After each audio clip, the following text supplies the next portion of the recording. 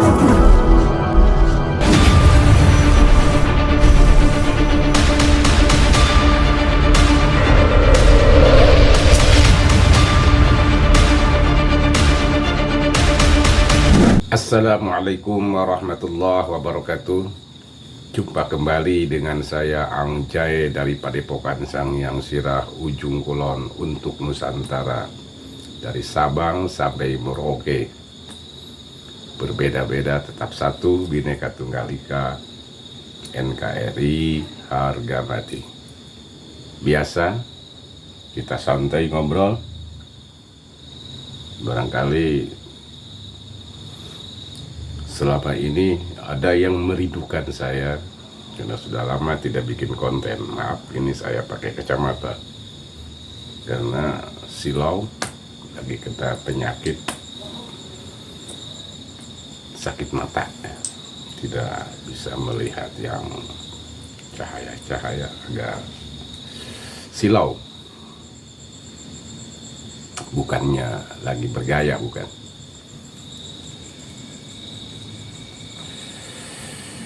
Saya sudah lama tidak membahas tentang polemik nasab yang masih ramai diperbincangkan di media sosial, di dunia maya. Walaupun memang di dunia nyata masih banyak, masih ada yang dipersekusi. Masih banyak, masih ada. Kemarin saya ada teman, Kiai Haji Raden Abdul Rojak, ya. Saya lihat videonya.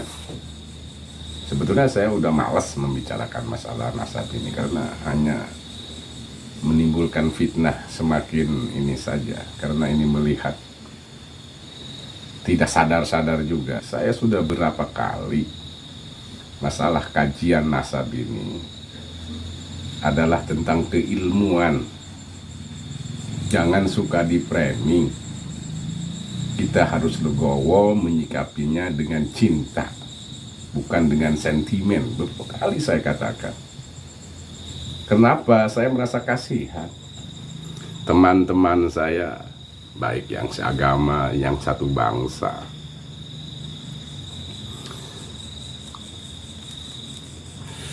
Karena kalau segala sesuatu disikapi dengan sentimen dan kebencian, akhirnya mulut kita tidak terjaga, tidak bisa diraksa, caci maki akan keluar. Berbicara bab kewalat tapi kita tidak takut kewalat. Terkadang lucu ya, saya suka pengen ketawa sendiri. Kembali ke konteks awal terkait dengan videonya Kiai Haji Raden Abdul Rojak. Pas buka-buka di grup ada video Kiai Abdul Rojak minta maaf kepada siapa tuh? Abuya Muhyiddin, ya. Abuya Muhyiddin yang dari Sumedang. Kiai Raden Abdul Rojak juga dari Sumedang, cuma beda, masih satu kabupaten, cuma beda kecamatan.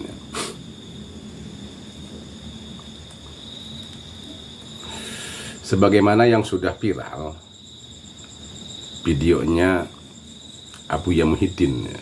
Awas jangan salah memanggil.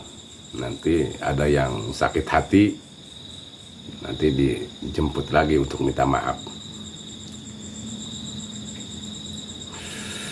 Sebetulnya bukan hanya Kiai Haji Raden Abdul Rojak yang merasa kecewa dengan statementnya Abuya Muhyiddin, yang memang ugal-ugalan menurut saya. Tidak pantas seorang Abuya, ya, sudah punya titel Abuya, menyikapi masalah polemik nasab ini dengan sentimen menurut saya, sampai keluar bahasa-bahasa iblis segala.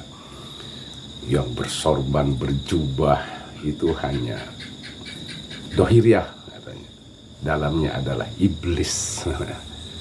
Nah ini kan masalah kajian nasab.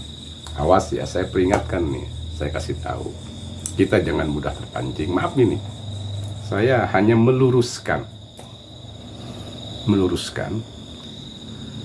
masalah Kiai Haji Imad dengan orang-orang yang setuju dengan kajiannya. Itu perlu digarisbawahi, bukan berarti membenci Duriyah Rasul. Justru dengan kajian itu, saking cintanya kepada Rasulullah dan ahli bait Rasulullah, jangan sampai ternodai, terkotori, karena memang kita ketahui selama ini mereka-mereka yang mengklaim di dalam tubuh anak ada darah Rasul, sementara tingkah lakunya tidak mencerminkan akhlak Rasul. Nah ini kan bisa meruksak. Kita sebagai umat Kangjeng Nabi wajar merasa terpanggil, bukannya benci kepada duriah Rasul, bukan. Masa sih menanyakan keabsahan, kesohihan, kemurnian dan keaslian seseorang yang sudah mengklaim di dalam darah anak ada darah Rasul, di dalam tubuh anak ada darah Rasul, terus kita pertanyakan kita tidak cinta duriah Rasul? Justru saking cintanya kita pertanyakan nih keasliannya. Ibarat emas ya, pedagang emas berbicara ini emas asli 24 karat. Kita mau beli kan kita tanyain kadar dan kualitas keasliannya itu 24 karat atau enggak. Kalau si toko emas penjualnya itu marah begitu kita tanyain ini asli apa palsu, berarti ada apa dengan dirimu, hei penjual emas gitu ya. Jadi sebetulnya tidak ada yang sulit, karena masalah catatan nasab itu tidak bisa menurut katanya, tidak hanya cukup dengan husnujon, bagus sangka, tidak cukup seperti itu. Apalagi ada kitab nasab, ada pencatatan manuskrip, bahkan sekarang di zaman modern ada tes DNA. Jangan diharam-haramkan, jangan, karena DNA, gen itu yang menciptakan Tuhan, yang menciptakan Allah Subhanahu wa Ta'ala. Di dalam diri kita ada gen masing-masing. Kemana gen kita? Maka dengan keilmuan di zaman sekarang yang serba wah ilmunya berkembang, itu bisa dicari, digali gennya ini kemana. Termasuk saya sendiri, gen saya ini kemana? Gen saya ini jangan-jangan ke si buta dari gua hantu gitu ya. Gua hantu, gua yang ada di ujung kulon.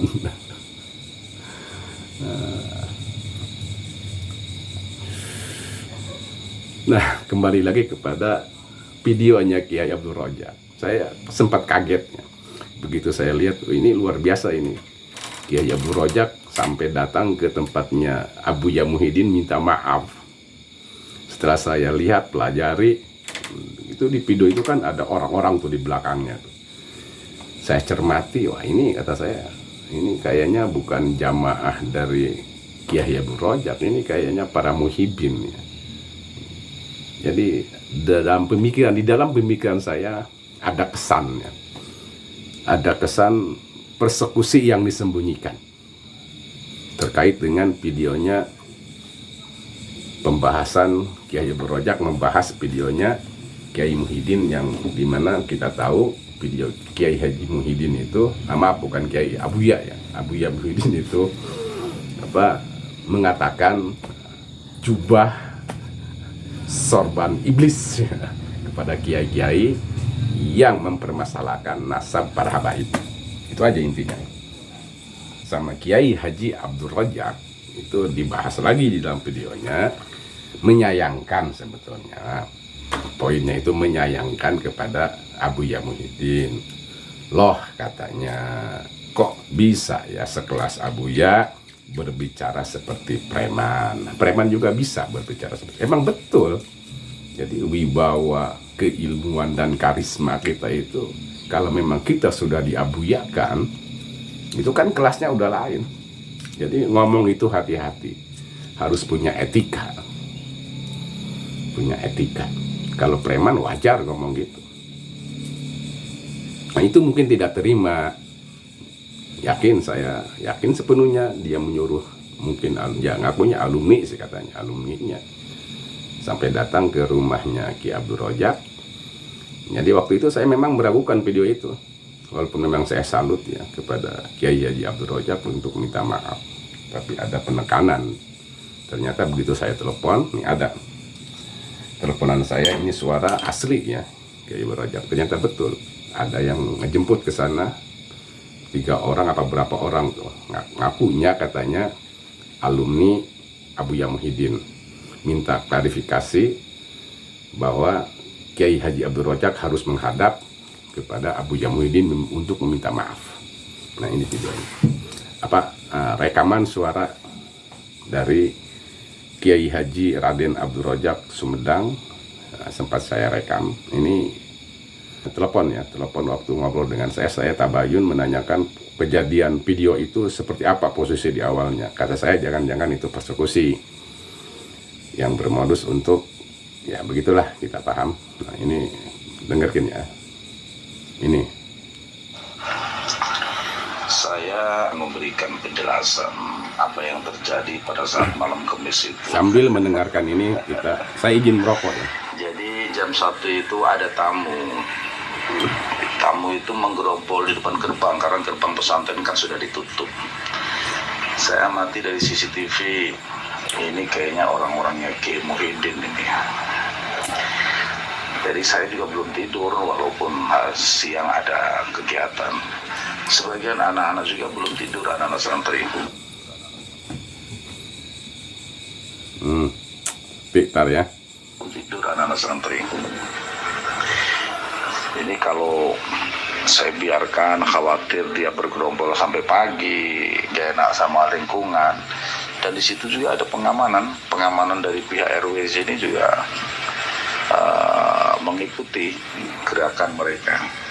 Jadi waktu itu jam 1 malam ada segerombolan anak-anak, orang-orang di daerah lokasi pesantrennya Kiai Haji Raden Abdul Rojak. Jadi terpantau, terlihat oleh CCTV di gerbangnya itu.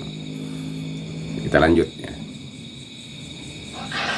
Sehingga akhirnya setelah saya lihat dari CCTV, saya buka pintu, saya kasih tahu sama anak-anak melalui telepon agar buka gerbang. Ada tamu. Anak-anak suruh siaga 1 aja. Ya akhirnya anak-anak juga siaga, buka gerbang, mereka nggak mau masuk awalnya. Nggak tahu takut, nggak tahu gimana. Akhirnya mereka saya panggil, sini, kamu ngapain kesini malam-malam hari? Kalau cuma bergerombol di depan, pulang aja. Kalau mau sini, saya paling pantang menerima tamu malam hari. Di sini memang biasanya tamu itu saya sampai jam 5 sore.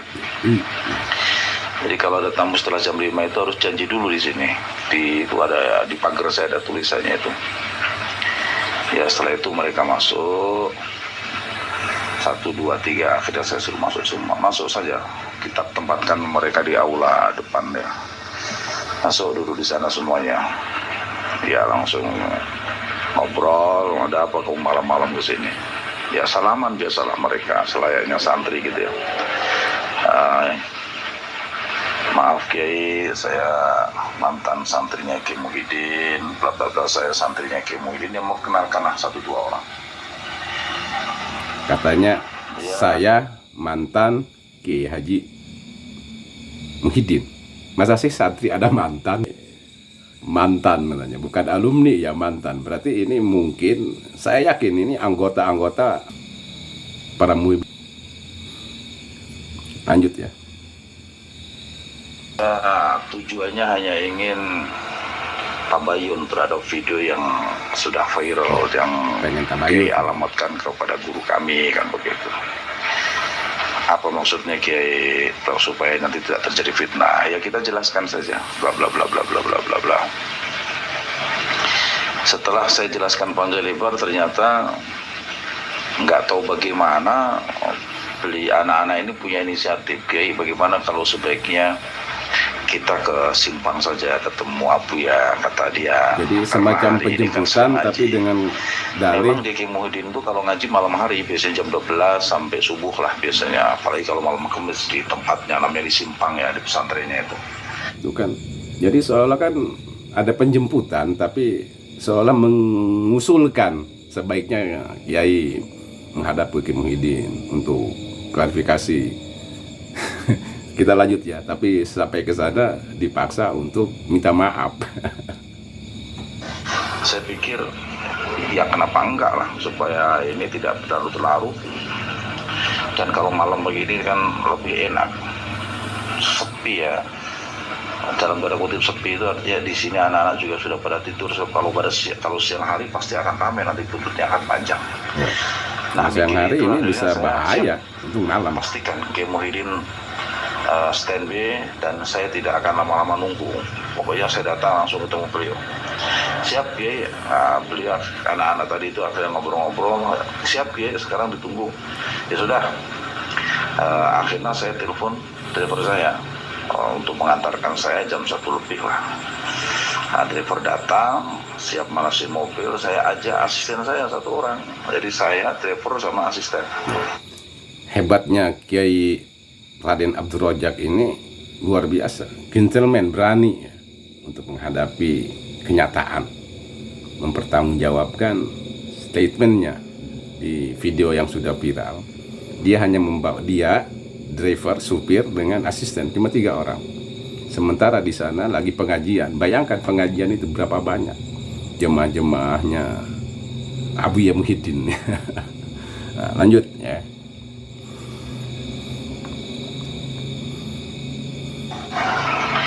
Nah itu terus akhirnya ada juga anaknya dari pihak Kiai Muhyiddin yang saya persilakan masuk di mobil saya supaya nanti bisa ngobrol di dalam perjalanan.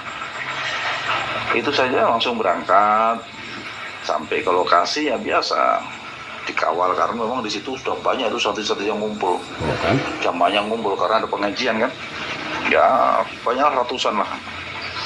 Nah, saya masuk, saya ketemu Kiai Muhyiddin ya seperti yang dalam video aja begitu. Masih emosi ya? Kayaknya beliau mungkin sedang dalam kondisi kurang stabil emosinya, sehingga memang sedikit rada tarik lah bicaranya. Cuman saya tidak terlalu respon dengan hal-hal yang negatif. Saya selalu respon dengan senyum dan mengikuti apa yang beliau maksud saja. Ya. Nah setelah saya dikasih waktu untuk bicara, baru saya bicara, menjelaskan yang sebenarnya. Nah begitu ya. Nah, itu ini teleponan saya dengan beliau ya, Kiai Haji Raden Abdul Rojak Sumedang. Setelah saya melihat video, beliau ada di lokasi pesantrennya Abuya Muhyiddin untuk minta maaf. Ternyata itulah kronologisnya. Ada segerombolan anak-anak yang mengaku katanya mantan santrinya Abuya Muhyiddin, mengusulkan untuk klarifikasi tabayun dengan bahasa tabayun. Tabayunnya, agar jadi dia itu mengusulkan agar Kiai Haji Raden Abdul Rojak untuk bisa menghadap ke Abuya Muhyiddin di mana, di Simpang ya, Sumedang itu. Setelah nyampe sana, kan lagi pengajian.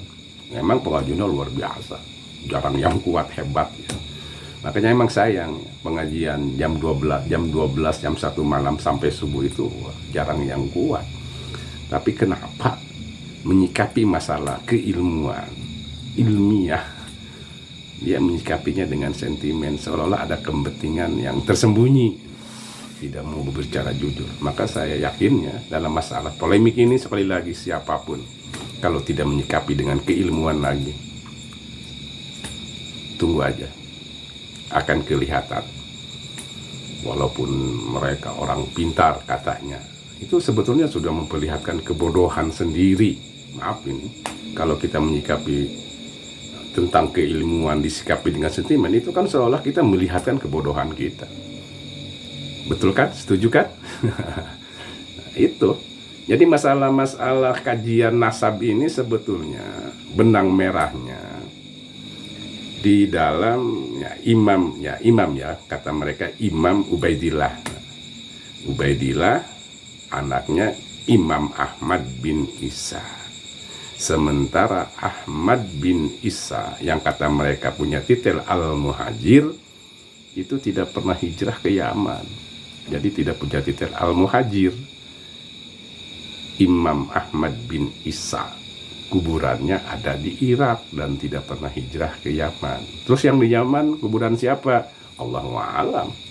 Tapi yang asli ada di Irak. Dan anaknya pun cuma 3, Muhammad, Ali, dan Hussein. Tidak ada yang nama Ubaidillah pada abad 350 Hijriah. Abad ketiga, 550 Hijriah, 550 tahun kemudian, ini kosong. Tidak ada pembahasan, tetap namanya anaknya cuma 3. Pas abad ke-9, adalah yang namanya Ubaidillah. Jadi Imam Ahmad bin Isa punya anak 4. Dari abad ke-900 itu, abad ke-9 tahun 900 Hijriah sampai sekarang. Bahkan ada kitab Samsudzohiroh ya. Nah, di dalam Samsudzohiroh disebutkan punya anak 4. Bahkan Wali Songo pun dimasukkan ke Ubaidillah. Padahal Wali Songo itu tidak ke Imam Ahmad ya, tapi ke 2 jalur ya Wali Songo itu.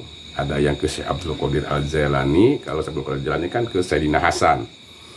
Ada yang ke Musa Al-Kadim. Wali Songo itu ada 2 jalurnya, karena Wali Songo itu bukan hanya 1, ada 9.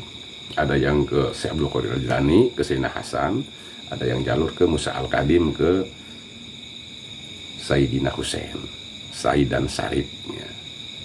Jadi tidak ada yang ke Ubaidillah, ke Hazrat Khan. Bahkan di India, orang India tidak mengakui.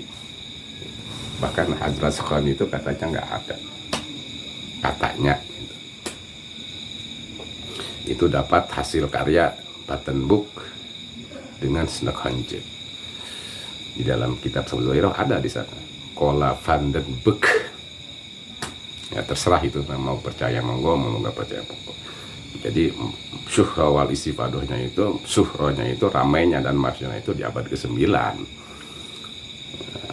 yang diramaikan oleh Syekh Abu Bakar Ali Asy'adon ya.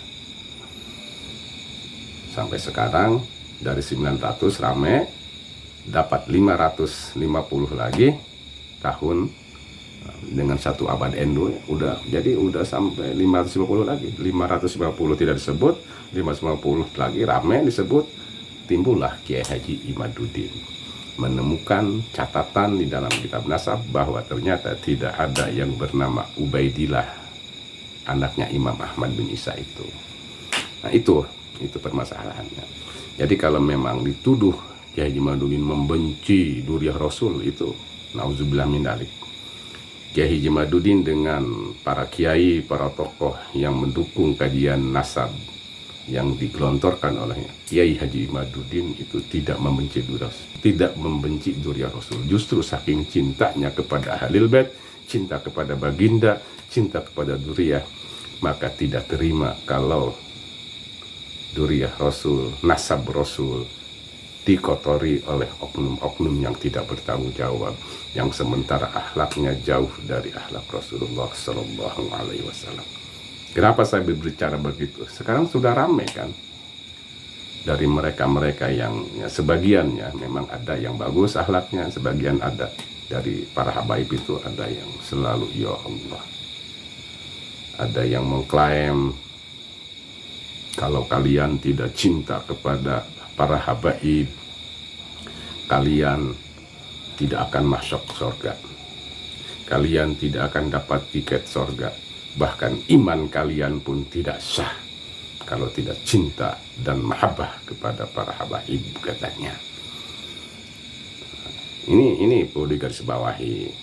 Jadi tolonglah jangan sampai mencaci, memaki siapapun itu, apalagi kepada orang-orang ulama-ulama yang sedang mengkaji, menelusuri keabsahan, kesolehan para habaib. Tolong sikapi dengan cinta. Oke? Saya tidak membenci kepada siapapun. Kepada habaib saya tidak benci. Siapapun mereka. Yang penting akhlaknya bagus, imannya benar, memakai akhlak Rasul, membangun untuk kepentingan bangsa dan negara. Mari kita bareng-bareng. Terima kasih. Mungkin itu yang bisa saya sampaikan. Tetap kita jaga persatuan dan kesatuan. Islam itu al jasadil wahid. Jadi badan sekujur tubuh ya, sakit satu harus merasa sakit. Maka jangan ada saling memfitnah, saling memojokkan siapapun. Mari selagi kita beriman, menjaga akhlak, persaudaraan itu yang utama. Masalah keyakinan, apalagi beda pendapat, itu hak masing-masing, tidak bisa dipaksa-paksakan. Terima kasih. Wallahul muwaffiq ila aqwamit thoriq. Wabillahi taufiq wa hidayah. Assalamualaikum warahmatullahi wabarakatuh.